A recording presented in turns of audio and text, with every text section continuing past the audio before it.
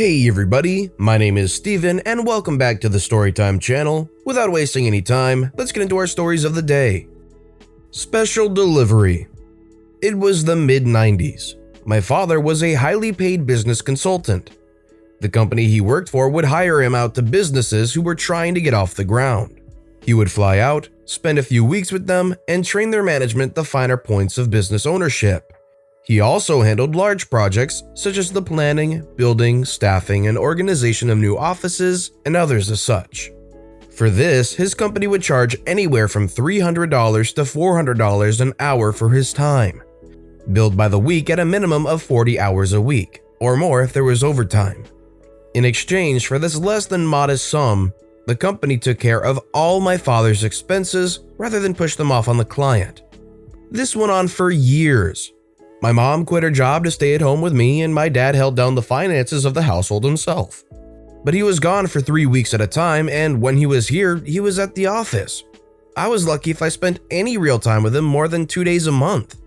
This also negatively affected my parents' marriage. Then for my 6th birthday, my dad got me a model plane and a membership card to the airline his company used. In truth, it was a copy of his card, but 6-year-old me thought it was the coolest thing ever. It had my dad's name on it and the word Admiral.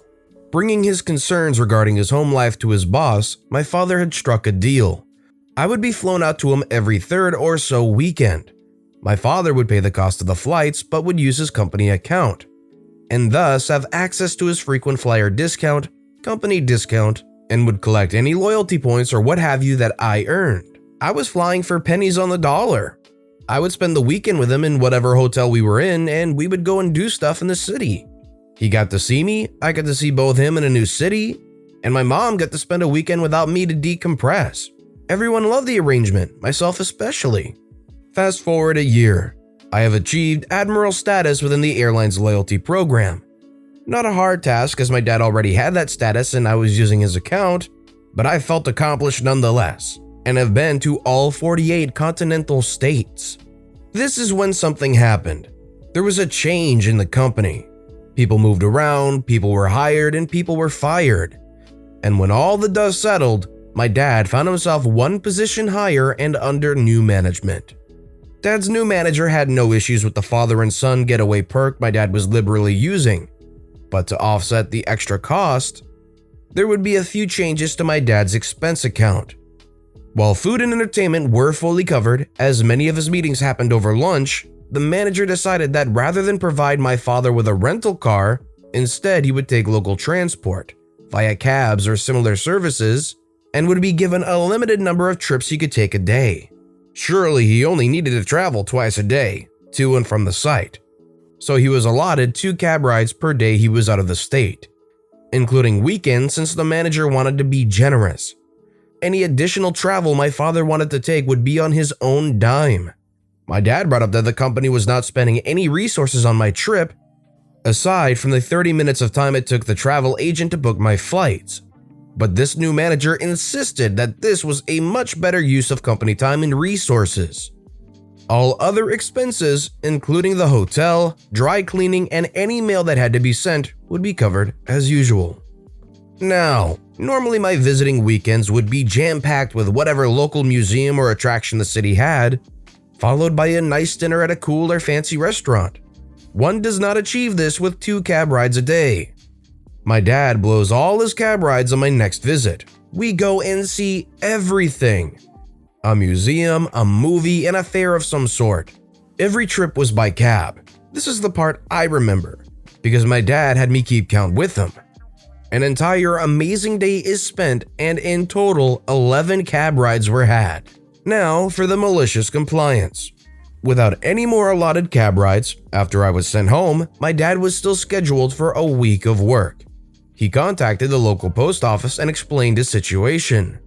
After some evil laughter from both him and the postman, a truck shows up at his hotel. He mails himself to work and then back again for the rest of the week. He pays for first-class delivery by the pound. This becomes exorbitantly expensive. At the end of the trip, my dad sent in an expense report that had a few $1,000s extra on it for shipping costs. The fallout. Some stuff happened. There was a change in the company. Some people were moved, some people were hired, and some people were fired. My father found himself under a new manager. The company decided that it was improper to have different rules for expenses for different employees based on their status or tenure. A fixed policy was enacted company-wide. My dad's new manager had no issues with sending me out once a month on my father's business account, as long as my father paid for the cost of the flights. Sounds like OP's dad is a good dad and also pretty quick on his feet. Just another night on the ward. So this was a few years ago, 2016, and my sister's story in the UK. I have lived in London my whole life to see my area develop through the years, especially the diversity of people. It was the day after the referendum vote and the results were in. I won't go into how unhappy I was with the results, but the UK had decided. For any non-EU readers, basically Brexit. In the wake of the Brexit result, hate crime spiked massively. I had personally been told to freak off back to my own country on my way to work that morning. Okay, enough backwards info. Get it together, OP. So my sister was at a senior position at a busy London hospital in one of the most ethnically diverse communities. It was on a night shift at about 9 p.m., the day after the referendum, when an older white lady came into the hospital with her 19-year-old daughter, who was suspected to be in labor. She approached the front, provided her notes, and was triaged. It wasn't the busiest night, and she'd only had to wait about 3 minutes before she was ready to be taken into the ward for examination. My sister, being a manager, looked over her notes. She was 38 weeks, low risk, first baby, and contractions were 20 minutes apart, so she would probably be examined and sent home with advice to return later. She approached them in the waiting area when she noticed disgust on the mother's face and her whispered something to her daughter, who then rolled her eyes. It's important to note at this point, my sister's petite and fairly baby-faced. She had been qualified for over 7 years at the time, so was used to people assuming she was not qualified yet and judging her based on her appearance. The older lady then stood up whilst her daughter was still seated, and the conversation went like this. Nope, not gonna happen. I'm sorry? It's not gonna happen. Nope, keep walking. Sorry, could you please explain what's going on? Mother started talking super slowly as if my sister didn't understand English. I'm gonna make this clear so you can hurry up and get someone who can actually do their job. We want someone white to deliver this baby. We have the right to this just like you do with translators, so go and get someone white. I'm sorry, miss, but... Do you not understand? I don't want your dirty brown hands touching my granddaughter, so go and get someone else? My sister to the daughter. Are you confirming you're refusing treatment for myself or any other non-white staff members on my ward?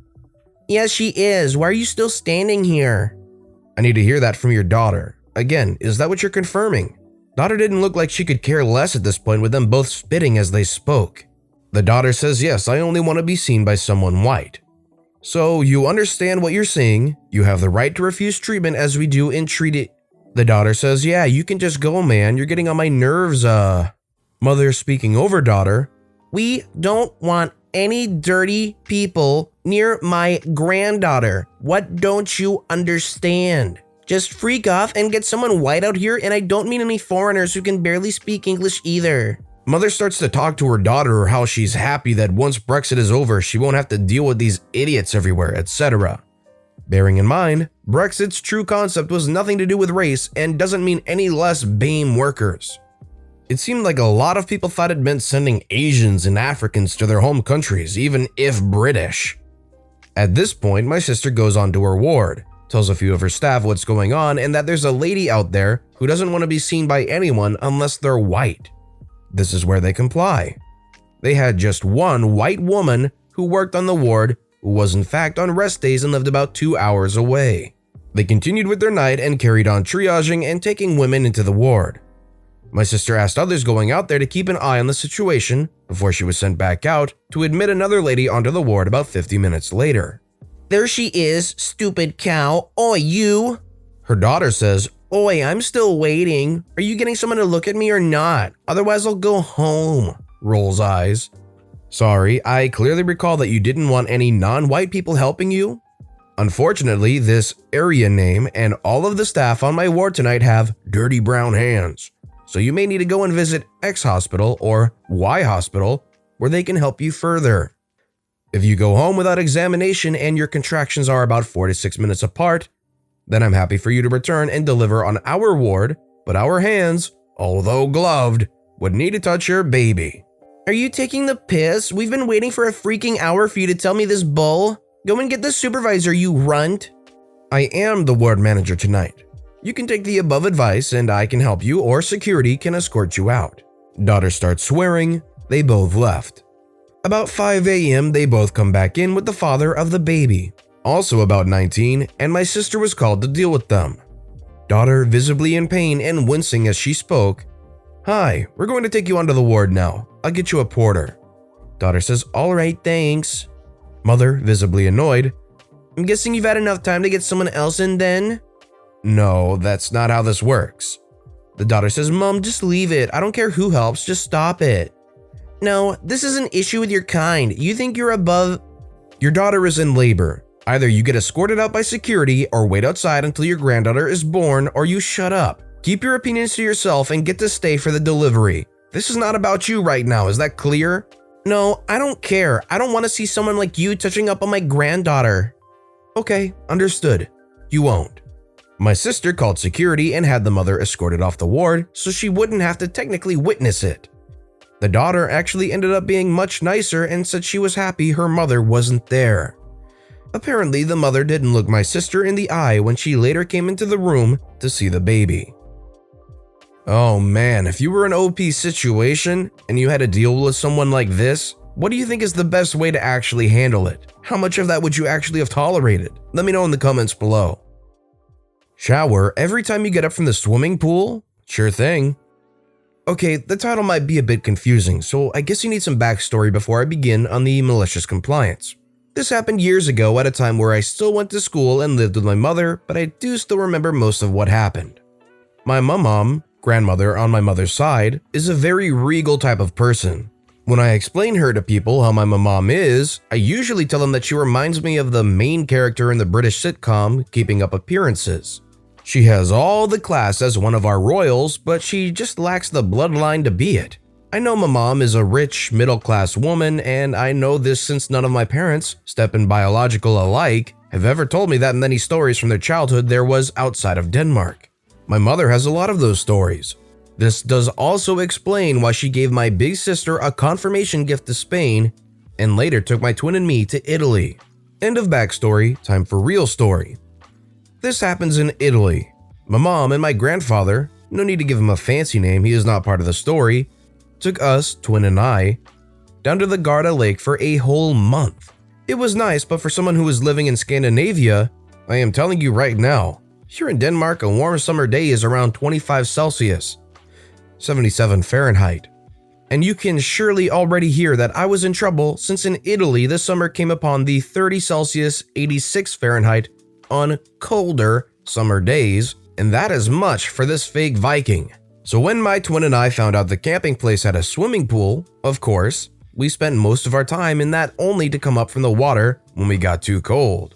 Or we began to look more like a raisin than a human being.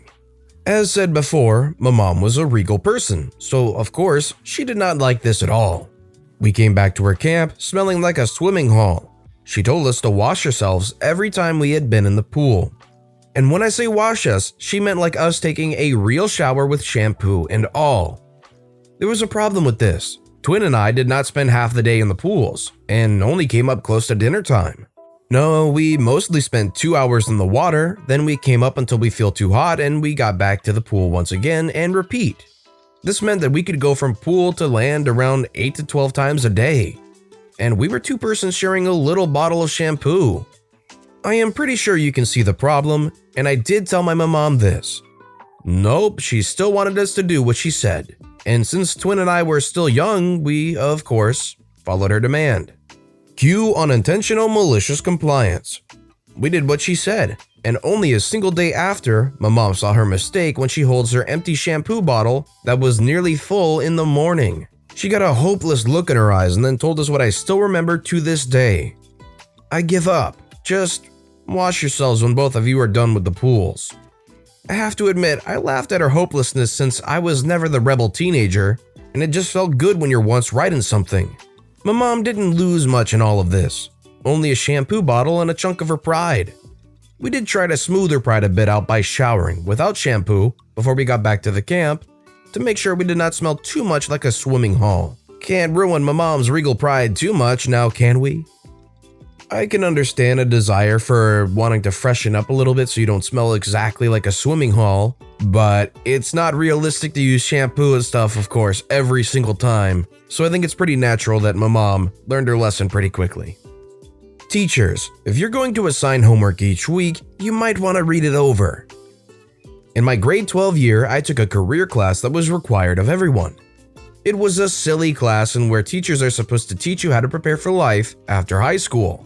I'm sure there are teachers out there that really care about the course and will come up with engaging assignments and activities that students can get into. However, my teacher was nothing like that. She was a math/physics teacher that had to take the course in order to retain her salary. Each week, she assigned us anywhere from 5 to 10 questions that would be required to submit the following week. I would write a decent paragraph, even more if required, for each question, so I was submitting a page or two each week and was happy with the 10 out of 10s I was getting back. However, after the third week, my friends next to me were getting the same scores but only submitting a sentence for each question. As it was a course I didn't care about, and that each assignment was probably worth about 5% total of my grade, I didn't experiment. I took the first assignment, erased the date, title, and mark, which was conveniently written in pencil, with the new assignment's title and date, and submitted it. Following week, I get it back, 10 out of 10 with the mark again in pencil. I realized that my teacher was merely marking for completion and didn't actually read over any of what was written, so I continued to hand in assignments with the correct title and date. But had she actually read what was written, it would have made no sense. We also only had one test, with a bonus question the entire year, but we just had to swap with someone else in the room. The guy I traded with offered, "Mark mine all right and I'll do the same for you." So that's how I ended up with 102% in a course I spent most of my time playing tabletop curling with my friends.